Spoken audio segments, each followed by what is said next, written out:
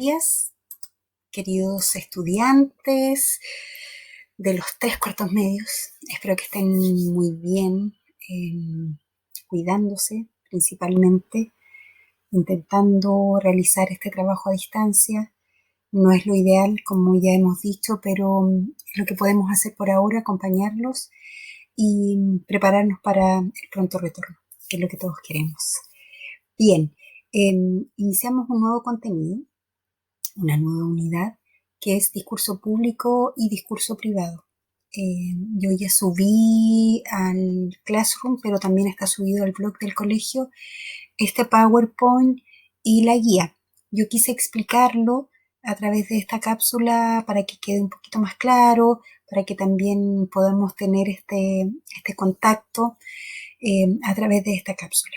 Bien, el objetivo de la clase es identificar las características de ambos tipos de discurso, del discurso privado y del discurso público. Y para comenzar, me voy a mover un poquito para acá, vamos a definir lo que es un discurso. Si ustedes ven acá, tenemos a una mujer en un podio, ¿verdad?, con micrófonos dando un discurso. Cuando nos hablan de discurso, lo primero que imaginamos es alguien hablando. Y es verdad, tienen razón, el discurso es hablar, pero también puede haber un discurso escrito. Muchas veces las mismas personas que dicen su discurso lo escriben, hacen un borrador, lo revisan, siguen la estructura, lo ensayan y finalmente lo exponen a un público en forma oral. Bien, el discurso público consiste en decir, dar una opinión o expresar una información a través del oral y a través de lo escrito a un público colectivo. Existen 2 tipos de discurso.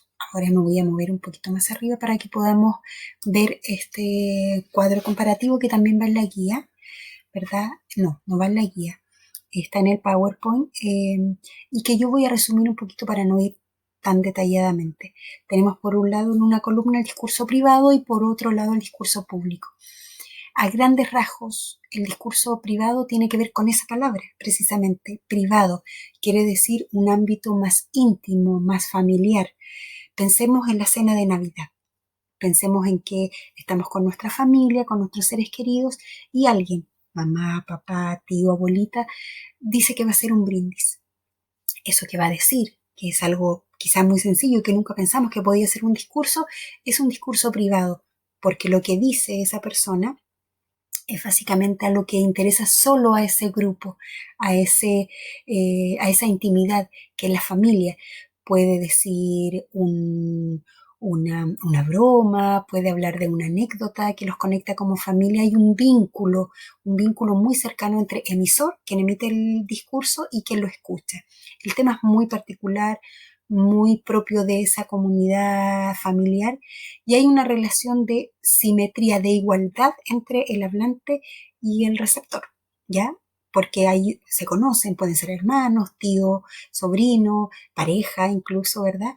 Hay una simetría. Y el lenguaje que utilizan también es un lenguaje más coloquial, más informal. En cambio, el discurso público tiene que ver con algo más colectivo. El emisor, que puede ser una autoridad política como el presidente, el alcalde, un diputado, o puede ser un concejal, o puede ser el director del colegio.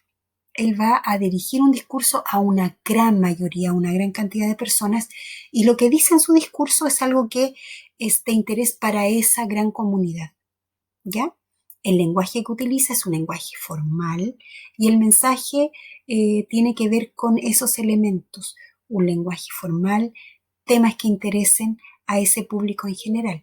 Si hablamos, por ejemplo, que el presidente habla de las ayudas y de los bonos que se van a entregar a las personas que están con necesidad por esta pandemia, es de interés público y todos queremos escuchar qué es lo que va a decir. Y la relación entre emisor y muchos receptores es una relación asimétrica, no hay igualdad. ¿Por qué? Porque quien está diciendo el discurso es una autoridad y no hay un conocimiento, no hay un vínculo entre ellos. Es el presidente o es el director, pero no hay una cercanía y un vínculo como es una familia, ¿verdad? Bien, el discurso público tiene una estructura como tienen todos los otros tipos de texto. Tiene una introducción, tiene un desarrollo y tiene una conclusión. Pero acá tienen un nombre distinto que está en latín, que es exordio en el caso de la introducción y peroratio en el caso de la conclusión. Ahora vamos a ver en detalle de qué se trata cada una. El exordio o introducción tiene que ver con el planteamiento del tema, el planteamiento. ¿Qué voy a decir al auditorio, a esta gente que me está escuchando? ¿Por qué lo voy a decir? ¿Para qué lo voy a decir? El propósito de mi discurso. En la exposición o desarrollo es el desarrollo del tema que planteé al inicio y lo desarrollo con mucho más detalle, utilizando mi voz, las pausas, subiendo la voz, bajando la voz, moviendo mis manos. Puedo incluso utilizar recursos como un PowerPoint detrás y puedo ir diciendo, explicando gráficos, estadísticas u otros elementos que yo considere importantes para mantener la atención del público que está escuchando mi discurso. Y finalmente la peroratio o conclusión, que es la parte final del discurso en donde el emisor puede hacer una síntesis, destacando lo más importante para que los receptores se queden con la idea principal, con esa idea fuerza que yo quiero que ellos recuerden, instándolos también a seguir lo que yo he dicho en el desarrollo. Existen 4 tipos de discursos públicos, 4. El conmemorativo, el político, religioso y comunitario. Ahora lo veremos también en detalle. El conmemorativo es también llamado ceremonial porque tiene que ver con una ceremonia en particular. Si ustedes se fijan, yo puse acá como imagen una ceremonia, que es la graduación y que esperamos que todos tengamos graduación este año. Acá hay una celebración o una conmemoración de un hecho específico que tiene que ver con una institución, en este caso el colegio, o con el gobierno, como por ejemplo las fiestas patrias, el 21 de mayo, donde alguna autoridad dice un discurso. Y la situación celebrada es importante para esa comunidad y ahí es una situación formal, hay una autoridad que dice el discurso. Tenemos el discurso comunitario que tiene que ver con una comunidad en particular. Es decir, puede ser, por ejemplo, una comunidad indígena, puede ser un club deportivo, el presidente del club deportivo, el presidente del club de la tercera edad, dice un discurso, es para una comunidad en específico. Es distinto al privado porque la comunidad no es cercana familiarmente, pero sí comparten una actividad en común, que puede ser el partido de fútbol, que puede ser el tejer, juntarse con los ancianitos a tejer, o también un pueblo originario. Tenemos el discurso religioso, que es emitido por una autoridad religiosa, en este caso tenemos al Papa actual ahí, ¿verdad? Y su lenguaje tiene relación claramente con el ámbito espiritual y no tiene que ver con lo católico. Yo puse acá una autoridad católica porque es más conocida universalmente, pero puede ser una autoridad de la Iglesia evangélica, de la Iglesia ortodoxa, de Testigos de Jehová, mormón, de cualquier religión, pero tiene que ser la autoridad máxima de esa religión que dé un discurso a sus fieles. Y finalmente tenemos el discurso político. Este discurso es el más conocido, ¿verdad?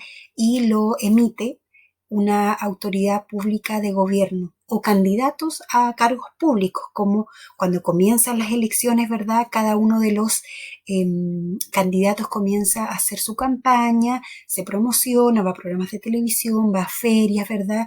Y da su discurso, lo que él quiere lograr cuando él asuma un cargo.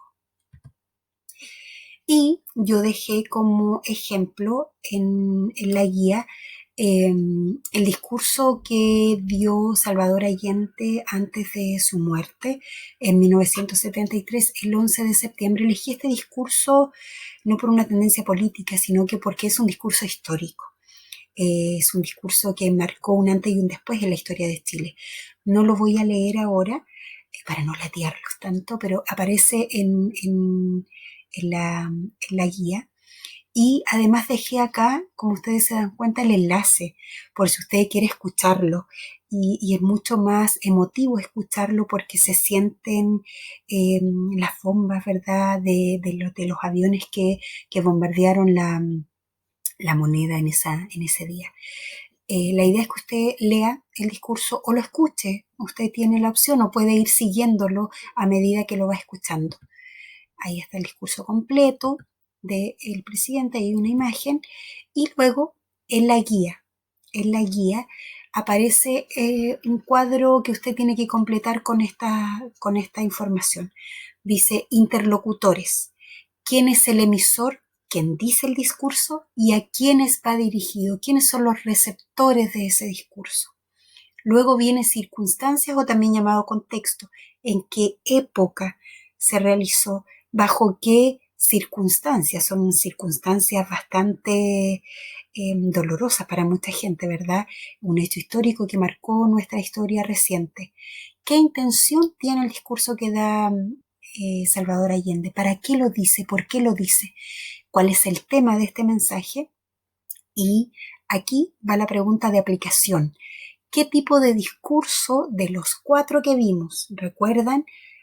Religioso, comunitario, ceremonial y político es el que está presente acá. ¿Cuál de estos cuatro? Usted lo nombra, dice, por ejemplo, discurso religioso. Ahora, ¿por qué usted considera que es religioso? Y tiene que dar 3 justificaciones. ¿Sí?